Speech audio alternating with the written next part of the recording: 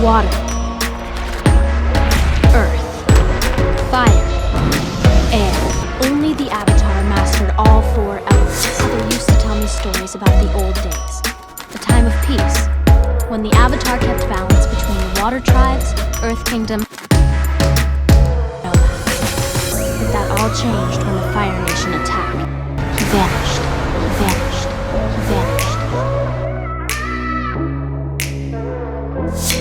What's up, everybody? It's Nick with Two Brothers Comics. Today we're going to talk about what happens in Season 4 of Avatar: The Last Airbender. I know we've all been watching on Netflix. Stay tuned.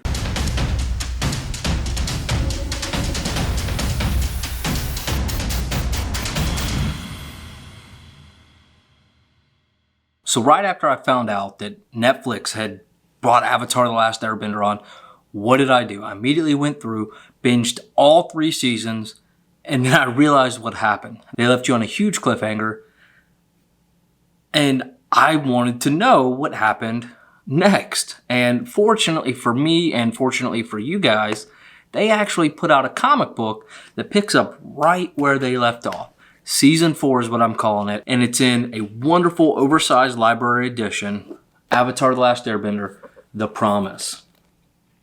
Now before I jump into it, if you like the video, hit the subscribe button and also smash the like. It does help out greatly. So this is the first in the series called The Promise, done by Dark Horse Comics. It's written by Jean Luan Yang, Dante DiMartino, Brian Konitsky,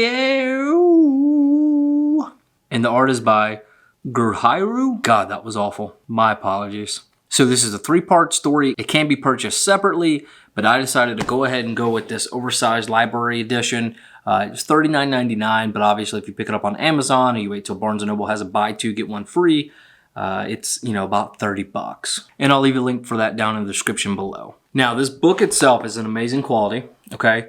But what was frustrating about this for me is the fact that I expected this to be like most oversized hardcovers. I didn't realize that it wasn't. So we'll just flip right open and you can see that you have all this white space. So basically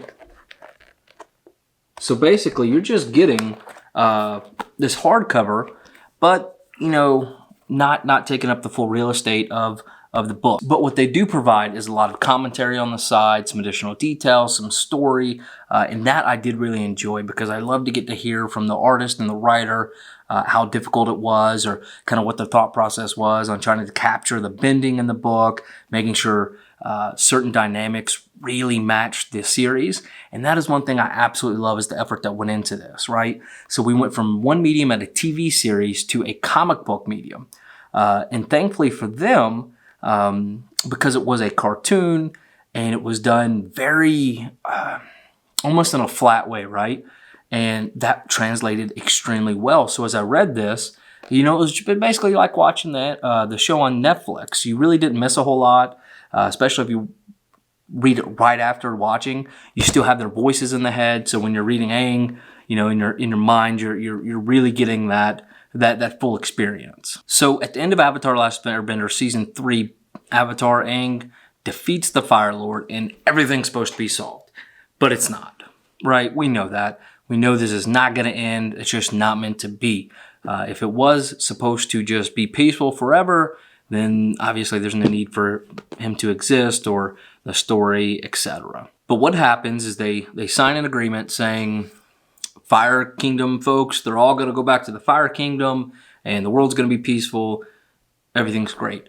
But what people don't realize, and the newly crowned Fire Lord Zuko and Avatar Aang don't realize, is it's not so cut and dry. These people have been living, for example, the Fire Colonists in the Earth Kingdom for over 100 years. You can't just rip that out. That's those people's homes now.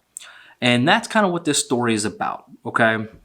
Is that struggle and how the two now have to deal with that.